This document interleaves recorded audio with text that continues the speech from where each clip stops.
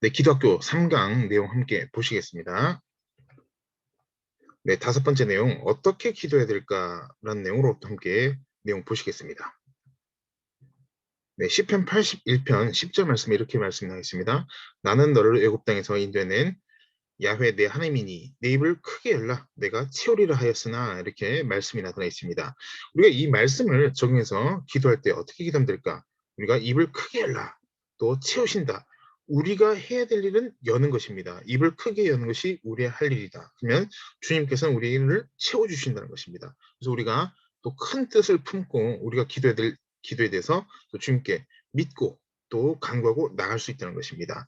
그러나 아무리 주님께서 채우시려고 하시더라도 우리가 입을 닫아버리면 아무것도 할 수 없습니다. 그래서 우리가 또 큰 뜻을 가지고 또 열심히 기도하고 또 주님의 뜻에 합당한 그런 기도를 하게 될 때 주님께서 응답하시고 또 채우실 수 있다, 채우신다라는 것을 우리가 말씀을 통해서 적용해 볼 수가 있습니다.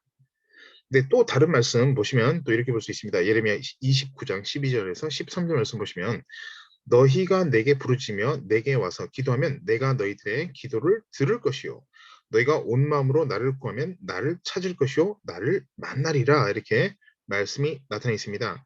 먼저 빨간색 글자 보시면 부르짖으며 두 번째 온 마음으로 나를 구하면 부르짖고 구하게 될 때 만나 주신다는 것입니다. 반대로 부르짖지도 않고 기도하지도 않고 온 마음이 아니라 그냥 한 번 기도하는 정도로 이렇게 하면 우리가 주님과의 교제가 약할 수밖에 없다. 혹은 줄어들 수밖에 없다는 것입니다. 그래서 우리가 전심으로 기도하는 것이 기도할 때 꼭 필요하겠다라는 것 볼 수 있습니다. 네, 그러면 불을 짓는 것에 대해서 제가 말씀을 드렸는데 두 가지 이 충돌되는 그런 내용을 우리가 볼 수 있습니다. 첫 번째 무엇이냐? 기도는 부르짖듯 해야 된다라는 것. 두 번째, 기도는 조용히 해야 된다라는 그런 주장이 있다는 것입니다. 그래서 왜 이런 두 가지 생각을 또 가지고 있는 경우가 많으냐? 첫 번째, 예레미야 33장 3절 말씀에 너는 내게 부르짖으라 내가 내게 응답하겠고 내가 알지 못한 크고 은밀한 일을 내게 보이리라라는 말씀이 나와 있기 때문인 것입니다.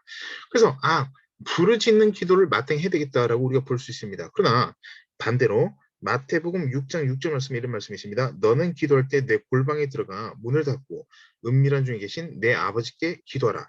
은밀한 중에 보시는 내 아버지께서 갚으시리라 이렇게 말씀되어 있습니다. 그래서 부르짖는 기도를 하는 분과 또 부르짖지 않고 조용히 또 묵상 기도하는 조용히 기도하는 그런 분이 만났습니다. 그러니까 둘이 같이 기도하는데 부르짖는 기도를 하니까 이 조용히 기도하는 그분이 부르짖는 기도하는 분에게 뭐라고 얘기하면 야 마태복음 6장 6절 말씀 뭐라고 돼 있어? 예수님께서 골방에 들어가 문을 닫고 은밀한 중에 하나님께 기도한 거로 나와 있지 않냐? 은밀한 중에 주님께서 보신다, 갚으신다고 나와 있지 않냐? 이렇게 말하는 사람도 있다는 것입니다. 그냥 우리가 잘 내용을 봐야 될 것이 마태복음 6장 말씀, 특히 6장 6절 이전 5절 말씀에 보시면 결국 이 앞부분에 대한 내용이 말씀이 무엇이면 외식에 대한 것입니다. 외식. 이 바리새인들의 외식 그리고 외식을 취하고 외식이라는 것이 무엇이겠습니까? 사람들이 볼 때 거룩함을 나타내고 하나님 아버지여 소리 크게 지르고 그다음에 또 긴 소매를 입고 떠들고 사람들 보라고 날 좀 보소 하는 사람들 나 좀 보세요 나 좀 보세요 날 좀 봐주세요 라고 이런 것이 바로 외식이라는 것입니다. 그러한 기도하는 것이 올바르지 않은 것에 대해서 주님께서 말씀하신 것이지 모든 기도를 골방에 들어서 조용히 해라 이런 뜻이 아니라는 것입니다. 그래서 우리가 부르짖을 땐 부르짖는 기도를 해야 되는 것이고 또 조용히 기도할 때는 조용히 기도할 수 있는 것입니다. 그래서 옳다 그르에 대한 논쟁이나 그런 의견 충돌은 불필요한 것이다라고 볼 수 있습니다. 중요한 것은 전심으로 주님께 기도하고 주님의 뜻에 합당한 기도를 하는 것이 중요한 것이지 마태복음 6장 6절 이 말씀을 가지고 무조건 기도는 조용히 해야 된다. 너 외식적이다. 너 왜 이렇게 시끄러워? 이렇게 하는 것은 결코 올바르지 않다는 것입니다. 그래서 우리가 이런 두 구절에 대한 내용을 말씀을 함께 보실 수 있었습니다. 네, 다음 내용 보시면 이렇게 되어 있습니다. 선포 기도에 대한 내용을 또 적용할 수가 있다고 볼 수 있는데 마가복음 5장 39절 42절 말씀 보시면 이렇게 되어 있습니다. 들어가서 그들에게 이르시되 너희가 어찌하여 떠들며 우느냐 이 아이가 죽은 것이 아니라 잔다시니 그들이 비웃더라. 예수께서 그들을 다 내보내신 후에 아이의 부모와 또 자기와 함께한 자들을 데리시고 아이 있는 곳으로 들어가사 그 아이의 손을 잡고 이르시되 달리다고 마시니 번역하면 곧 내가 내게 말하노니 소녀야 일어나라 하심이라. 소녀가 곧 일어나서 걸으니 나이가 12살이라 사람들이 곧 크게 놀라고 놀라거늘 이렇게 말씀이 나와 있습니다. 이 노란색 부분 보시면 잔다시니 주님께서 먼저 이렇게 말씀하시니까 사람들이 어떻게 했냐? 비웃어 버렸습니다. 근데 세 번째 보시면 빨간색 말씀 보시면 그들을 다 내보내신 이후에 이 부분을 잘 집중하셔야 됩니다. 그리고 마지막에 일어나라 하고 일어나 버렸습니다. 주님께서 소녀야 일어나라라고 말씀하시자 달리다고 말씀하시자 일어나 버리게 되었다는 것입니다. 그래서 죽었던 사람이 살아나는 이런 과정들을 우리가 볼 수 있습니다. 그 뒤의 내용 말씀 함께 보시면서 또 설명드리겠습니다. 네, 사도행전 9장 40절 42절 말씀에 베드로가 비슷한 내용을 또 같이 비슷한 내용을 경험하게 된 것을 볼 수 있습니다. 베드로가 사람을 다 내보내고 무릎을 꿇고 기도하고 돌이켜 시체를 향하여 이르되 다비다야 일어나라 하니 그가 눈을 떠 베드로를 보고 일어나 앉는지라. 베드로가 손을 내밀어 일으키고 성도들과 과부들을 불러들여 그가 살아난 것을 보이니 온 요빠 사람이 알고 많은 사람이 주를 믿더라. 이렇게 사도행전 9장 40절 42절 말씀에 나타나 있었습니다. 다시 앞으로 보겠습니다. 잔다시니 비웃더라. 그리고 다 내보내셨다는 내용 일어나라 이렇게 되어 있습니다. 베드로도 역시 다 내보내고 일어나라. 정확하게 같은 상황입니다. 죽은 사람을 살릴 때 왜냐하면 여기서도 베드로가 시체를 향하여 이렇게 말씀이 나왔다는 것입니다. 그래서 사람들 다 내보내고 일어나라 이렇게 말했다는 것입니다. 예수님께서도 앞부분에 일어나라. 그리고 사람들 다 내보시고 난 이후에 일어나라고 말씀하시고 죽은 소녀가 살아나게 됐습니다. 여기서 우리가 두 가지 의문점이 드는 것입니다. 이 파란색 하단 보시면 왜 사람들을 다 내보냈을까?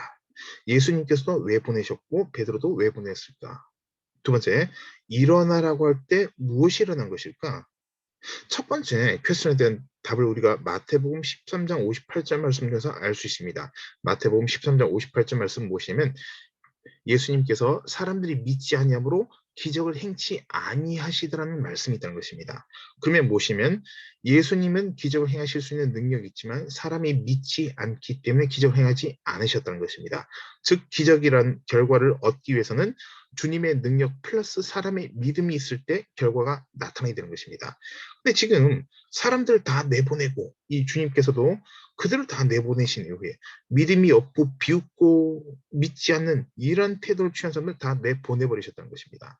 베드로도 마찬가지입니다. 사람들 다 내보냈다고 나타나 있다는 것입니다.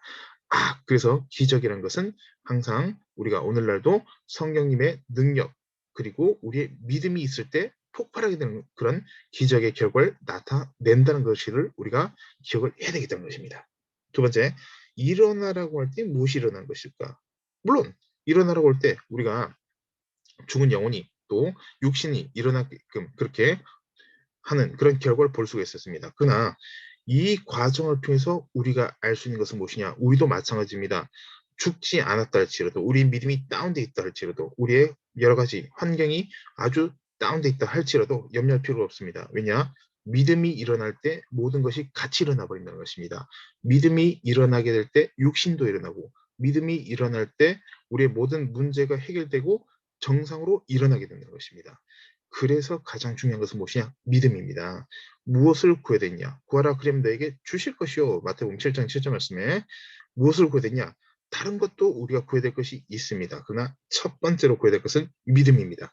믿음이 있으면 다른 것은 따르게 되어 있습니다. 그러나 믿음이 없으면 아무것도 할 수 있는 것이 없다. 너무나도 제한적인 상황에 빠지게 된다는 것을 우리가 알기 때문입니다. 그래서 우리가 믿음을 구해야 되겠습니다. 네, 다음 내용 보시면 이렇게 되어 있습니다. 기도할 때 발성은 영성과 비례하는 것일까? 너무 그런 쉬운 질문 아닌가요? 라고 물어보실 수 있습니다. 그러나 또 이 강의를 들으신 분들이 목사님이실 수도 있고 또 성도분이실 수도 있고 또 예수님을 믿지 않는 분일 수도 있습니다. 그래서 제가 또 쉽게 또 아시는 분도 있겠지만 또 모르시는 분들을 위해서도 이렇게 강의 내용을 함께 보시게 되는 것인데 기도 소리가 크면 영성이 있을까? 기도할 때 발성을 크게 하는데 집중하게 되면 좋지 않다는 것입니다. 기도의 내용이 집중해야 된다. 기도 소리 큰 것이 나쁘다고 할 수는 없습니다. 그러나 기도 소리를 크게 하는데 집중하는 것이 중요한 것이 아니라 기도 내용에 정확하게 우리가 하나님께 기도드린 내용이 중요하다는 것입니다. 기도를 우리가 전심으로 온 마음으로 주님께 기도드리는 것이 중요하다는 것입니다. 그러나 기도 소리를 크게 하려고 계속 소리를 질러버리면 자기도 정신이 집중이 안 될 수가 있습니다. 그래서 우리가 본질을 놓치지 말아야 되겠다라는 것 볼 수 있습니다. 또한 반드시 기도 소리가 발성 이런 것들이 영성과 정비례한다. 기도 소리가 작으면 저 사람 영성 하나도 없다 이렇게 말해버리고 기도 소리가 크면 오 대단한데 이렇게 할 수가 없다는 것입니다. 그래서 소리가 크다 적다 이런 것이 중요한 것이 아니라 그 기도하는 사람의 마음이 중요하다. 그리고 주님의 뜻에 합당한 기도하는 것 자체가 중요한 것이다 이렇게 볼 수 있습니다. 네, 또 말씀 계속 보시면 마가복음 11장 24절 말씀에 또 이런 말씀이 있습니다. 그러므로 내가 너에게 말하노니 무엇이든지 기도하고 구하는 것은 받은 줄로 믿으라. 그러면 너에게 그대로 되리라. 이렇게 말씀 나타나 있습니다. 근데 여기서 보시면 구하는 것은 무엇이든지 기도하고 구하는 것은 이 노란색 글자 보시면 받, 그다음에 빨간색 은 이렇게 되어 있습니다. 왜 제가 이렇게 빨간색으로 표시했는가? 이유가 있습니다. 받은이란 말은 뭐냐면 과거형입니다. 기도는 현재형으로 했는데 결과는 과거 돼 버렸습니다. 나중에 받을 줄로 믿으라. 향후에 받을 줄로 믿으라. 한 달 뒤에 받을 줄로 믿으라. 이 말씀이 아니라 기도를 지금 하게 되면은 이미 받은 것으로 믿어야 된다는 것입니다. 그래서 제가 앞부분 1강 때 말씀드린 내용이 뭐냐면 기도 드리고 난 뒤에 믿고 그 내용을 잊어버린 거라고 말씀한 이유가 바로 이런 부분입니다. 왜냐면 의심하게 되면은 받을 줄로 믿거나 받을 줄로 믿지도 못한 경우가 생기지만 의심치 않고 믿게 되면 이미 받은 완성형이 되어버립니다. 완료형이 된다는 것입니다. 그래서 우리가 뭐 영어 문법 같은 경우도 현재 완료 혹은 과거형 이런 단어들이 이런 용어들이 있습니다. 그래서 이미 완성된 것이다. 과거형이 되어버렸습니다. 현재로 기도했는데 응답은 과거형이 되어버렸다. 이미 응답을 받았기 때문입니다. 그렇게 될 때 어디냐? 그대로 되리라 이렇게 말씀되어 있습니다. 그래서 받은 줄로 믿어버리면 그대로 되더라는 것입니다. 또한 보시면 요한복음 14장 14절 말씀에 이렇게 말씀되어 있습니다. 내 이름으로 무엇이든지 내게 구하면 내가 행하리라. 구하지 않고 하나님께서 알아서 해주시겠지라는 수동적인 신앙생활하는 사람들이 굉장히 많이 있습니다. 귀신을 쫓아내고 또 마찬가지인 것입니다.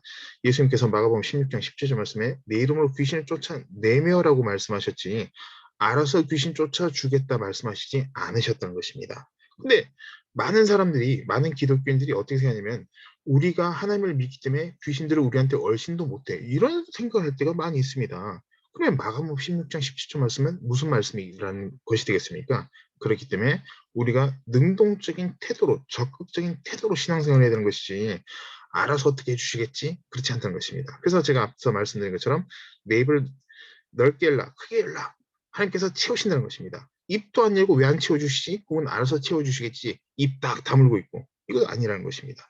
잘못 알고 있다는 것입니다. 그래서 우리가 앞으로는 항상 적극적인 능동적인 태도로 주님께 기도하고 또 믿음 생활을 해야 되겠다는 것 꼭 기억하시기 바랍니다. 네, 부르짖는 기도를 해야 할 때 묵상 기도를 해버리면 참 난감한 그런 상황이 발생할 수 있습니다. 보시면 말씀에 이렇게 되어 있습니다. 그들이 여리고에 이르렀더니 예수께서 제자들과 허다한 무리와 함께 여리고에서 나가실 때 디메오의 아들인 맹인 거지 바디메오가 길가에 앉았다가 나사렛 예수시란 말을 듣고 소리질러 이르되 다윗의 자손 예수여 나를 불쌍히 여기소서 하거늘 많은 사람이 꾸짖어 잠잠하라 하되 그가 더욱 크게 소리질러 이르되 다윗의 자손이여 나를 불쌍히 여기소서 하는지라 이렇게 말씀되어 있습니다. 이 빨간색 말씀 보시면 소리질러 이르되 부르짖었습니다. 주님께 부르짖듯이 기도를 하듯이 부르짖어 소리 질렀다는 것입니다. 그러니까 사람들이 뭐라 했냐? 잘한다, 잘한다. 이렇게 한 것이 아니라, 야, 조용히 해. 잠잠해. 뭐 왜 이렇게 시끄러워? 이렇게 얘기했던 것입니다. 그러니까 이 바디메오가 어떻게 했냐? 나 조용히 할게. 이렇게 한 것이 아니라 더욱 크게 소리 질러 버렸습니다. 사람들이 조용히 하라고 하는데 더 크게 소리 질러서 주임을 찾았다는 것입니다. 다윗의 자손이여 나를 불쌍히 여기소서 하고 계속해서 소리 지르고 주임을 찾았다는 것입니다. 기도했다는 것입니다. 그러니 49절 말씀에 예수께서 머물러 서서 그를 부르라 하시니 그들이 그 맹인을 부르며 이르되 안심하고 일어나라. 그가 너를 부르신 다음에 맹인이 겉옷을 내버리고 뛰어 일어나 예수께 나오거늘 예수께서 말씀하여 이르시되 내게 무엇을 하여 주기를 원하냐? 맹인이 이르되 선생님이여 보기를 원하나이다. 예수께서 이르시되 가라 내 믿음이 너를 구원하였느니라 하시니 그가 곧 보게 되어 예수를 길에서 따르니라 이렇게 말씀되어 있습니다. 그래서 다시 앞부분 보시겠습니다. 소리 질러 이르되 잠잠하라 라고 얘기했습니다. 그러니 더욱 크게 소리 질러 버렸습니다. 그 이후에 예수님께서 무엇을 해줄까라고 말씀하시니까 맹인이 뭐라고 했냐면 배가 고픕니다. 돈이 필요합니다. 뭐 집이 필요합니다. 이것저것 이야기하지 않았습니다. 확실하고 단순하게 이야기했습니다. 정확하게 이야기했습니다. 뭐라고 했냐? 보기를 원하나이다. 이렇게 이야기했습니다. 정확하게 기도하게 될 때 정확하게 응답받게 되어 있습니다. 왜냐면 중언부언하는 기도는 자기도 뭘 기도해야 될지 모르고 하는 기도가 될 수 있지만 정확하게 기도하는 것은 정확한 믿음으로 기도하기 때문에 응답도 정확하게 받을 수 있습니다. 여기저기에 화살을 쏜다고 해서 관역이 맞는 것이 아니라 한 달에 화살을 쏘더라도 정확하게 관역 중앙에 맞춰버려야 된다는 것입니다. 그러니 어떻게 했냐? 52절 말씀 후반 보시면 밑에서 두 번째 줄입니다. 그가 곧 보게 되어 이렇게 되어 있습니다. 그가 언젠가 보게 되어 이게 아니라 그가 곧 보게 되어 즉시 일어난 상황입니다. 즉시 일어난 상황. 왜 즉시 일어났냐? 정확한 믿음을 가지고 기도했기 때문입니다. 그래서 우리는 이 내용을 통해서 알 수 있는 것은 무엇이냐? 기도는 하나님과 우리와의 관계를 생각해야 된다는 것입니다. 그래서 앞부분 잠깐 다시 보겠습니다.